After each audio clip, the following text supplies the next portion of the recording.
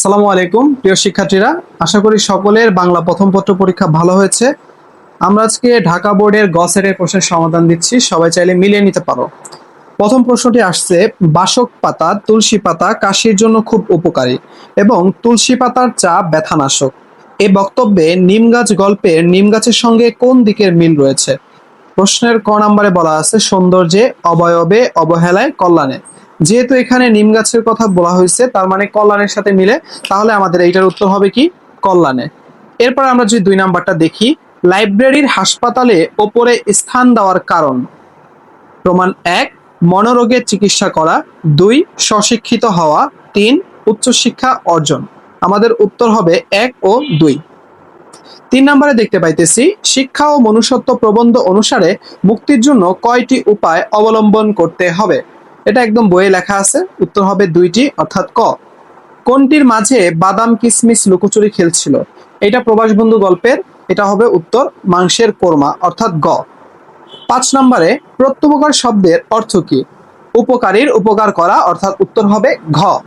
সুবাদের গ্রামের নাম কি? তোমরা সবাই জানো, এটা চণ্ডীপুর হবে, তার মানে উত্তর হবে খ। মাটির ভিতরে শিকড় অনেক দূর চলে গেছে, এখানে শিকড় বলতে বোঝানো হয়েছে কি? আসলে আমরা জানি যে নিম গাছ গল্পটা একটা প্রতীকী গল্প, কবিতা। এখানে শিকড় বলতে সাধারণত নারীর সংসারের জালে আবদ্ধতাকে বোঝানো হয়েছে, তার মানে উত্তর হবে ক।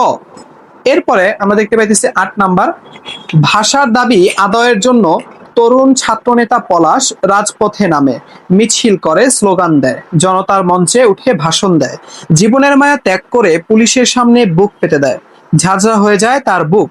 উদ্দীপকে পলাশ 21-এর গল্প ছোট গল্পের কোন চরিত্রের সাথে তুলনীয়? উত্তর হবে তপু।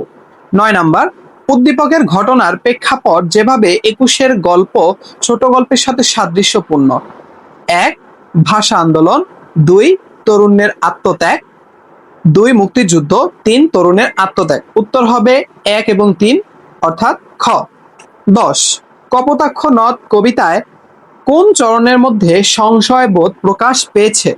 ক, সতত হে নদী তুমি পর মোর মনে। খ, বহু দেশ দেখিয়াছি বহু নদ দলে। গ, লইছে যে নাম তব বঙ্গের সঙ্গীতে। ঘ, আর কি হবে দেখা যতদিন যাবে। তাহলে উত্তর হবে কি? ঘ। 11 নাম্বার, আমি তো মরে যাব, চলে যাব, রেখে যাব সবই, গানের কথার সাথে সেই দিন এই মাঠ কবিতার কোন ভাবের সঙ্গতি রয়েছে? ক, মৃত্যুর চেতনা। খ, প্রকৃতির বহমানতা। গ, মানুষের স্বপ্নময়তা। ঘ, কৃত্রিমতার ধ্বংস। উত্তর হবে ক, মৃত্যুর চেতনা।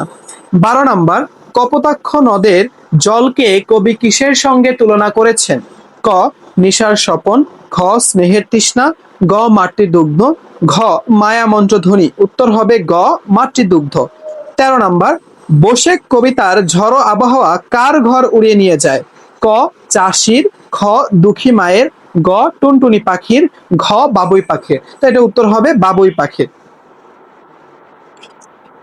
14 নাম্বার প্রশ্ন, তোমাকে পাওয়ার জন্য হে স্বাধীনতা কবিতায় বর্ণিত মাঝির নাম কি? সগির আলী, মতলব মিয়া, করিম শেখ, রুস্তম শেখ। তাহলে আমরা বইয়ে পড়ছি, এটা হবে মতলব মিয়া, উত্তর খ।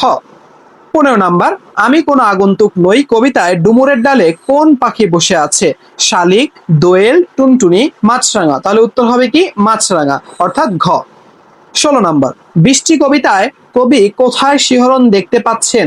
মাঠে, অরণ্যে, পথে, প্রান্তরে। উত্তর হবে অরণ্যে, অর্থাৎ খ। আসমানে তারাকে কবি সাক্ষী মেনেছেন কেন? ক, সৌন্দর্যের কারণে। খ, উজ্জ্বলতার কারণে। গ, শাশ্বত অবস্থানের কারণে।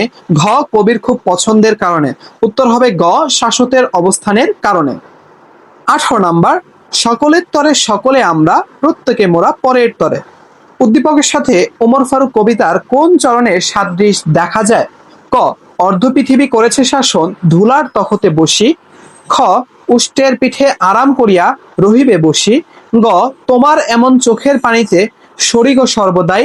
ঘ, আমি লয়ে যাব বহিয়া এসব দুঃখিনী মায়ের ঘরে। উত্তর হবে ঘ। 19, উদ্দীপক ও ওমর ফারুক কবিতায় ফুটে উঠেছে, কোন দিকটা ফুটে উঠেছে? পরোপকার, আত্মত্যাগ, মানব সেবা। তাহলে আমাদের উত্তর হবে তিনটাই, অর্থাৎ ঘ। 20, এশিয়ার ধুলো আজ বলতে কবি কি বুঝিয়েছেন? সভ্যতা ক্ষণস্থায়ী, মৃত্যু অনিবার্য, প্রকৃতি চিরন্তন, সময় বহমান। উত্তর হবে ক, সভ্যতা ক্ষণস্থায়ী। 21, বৃষ্টির দিনে রুহি বারান্দায় খেলছিল। হঠাৎ দেখলো চারদিকে মেঘের ঘন আধারের মাঝে অপূর্ব এক আভা এলো। বৃষ্টি কবিতার প্রেক্ষিতে রুহি কি দেখতে পেল? ক, বিদগ্ধ আকাশ, খ, পূবের হাওয়া, গ, মেঘের আড়ালে লুকায়িত সূর্য, ঘ ঘ বিদ্যুৎ রূপসী পরী। তাহলে উত্তর হবে ঘ, বিদ্যুৎ রূপসী পরী। 22 নাম্বারটা, সকিনা বিবির কপাল ভাঙলো, এই কথাটা দ্বারা কি বোঝানো হয়েছে? কপালে আঘাত লাগা, বাড়ি পুড়ে যাওয়া, সম্ভ্রম হারাবো, না বিধবা হওয়া? উত্তর হবে ঘ, বিধবা হওয়া। সম্রাট বাবরের পুত্রের নাম কি? হুমায়ুন, আকবর, শাহজাহান, আওরঙ্গজেব। অর্থাৎ উত্তর হবে হুমায়ুন। ক, বাতায়ন শব্দের অর্থ কি? বাতাস, জানালা, বারান্দা, দেয়াল। উত্তর হবে খ, জানালা। 24, পর্তুগাল গল্পে খলিফা মামুনের প্রিয় পাত্র কে ছিলেন? ক, ডেমাস্কাসের শাসনকর্তা, খ, আলী ইবনে আব্বাস, গ, জৈনিক সম্ভ্রান্ত ব্যক্তি, ঘ, জৈনক প্রজা। উত্তর হবে আলী ইবনে আব্বাস। 26, প্রতাপের প্রধান শখ কি ছিল? মাছ ধরা, তেঁতুল তলায় বসা, সুভার সাথে গল্প করা, অকর্মণ্য হয়ে বসে থাকা। উত্তর হবে ক, মাছ ধরা। 27, বাণীকণ্ঠের কান্নার কারণ কি ছিল? ক, গৃহত্যাগের কষ্ট, সুভাকে পাত্রস্থ করা, পিতৃহৃদয়ের কাতরতা, সুভার দুরস্থ কল্পনা। তাহলে উত্তর হবে গ, পিতৃহৃদয়ের কাতরতা। ফুলের গন্ধে ঘুম আসে না, একলা জেগে রই, মাগো আমার কোলের কাছে, কাজলা দিদি কই। 28, উদ্দীপকের প্রকাশিত ভাব আম আটির ভেপু গল্পের কোন দিক থেকে তুলে ধরেছে? ক, মানুষের চিরায়ত শৈশব, গ্রাম বাংলার প্রকৃতি, মা বাবার শাশ্বত রূপ, ভাই বোনের সম্পর্ক। উত্তর হবে ঘ, ভাই বোনের সম্পর্ক। 29, উদ্দীপকে আম আটির ভেপু গল্পের যে দিকটি অনুপস্থিত? 1, দারিদ্র্যের চিত্র, 2, দূরত্বপনা, 3, প্রকৃতি ঘনিষ্ঠতা। তাহলে উত্তর হবে 1 এবং 2, অর্থাৎ দারিদ্র্যের চিত্র, দূরত্বপনা। 30 নাম্বারটা, মানুষ মোহাম্মদ সাল্লাল্লাহু আলাইহি সাল্লাম প্রবন্ধে উল্লিখিত সুমহান প্রতিশোধ কথাটি দ্বারা নবীজির কোন গুণটি তুলে ধরা হয়েছে? ক, অনুগ্রহ, খ, সাধুতা, গ, মহত্ব, ঘ, ত্যাগ। উত্তর হবে গ, মহত্ব। আশা করি সবাই এমসিকিউ গুলো মিলাইতে পারছো। পরবর্তীতে আরো এমসিকিউ আপডেট পেতে আমাদের পেজের সাথে সংযুক্ত থাকো। ধন্যবাদ সকলকে।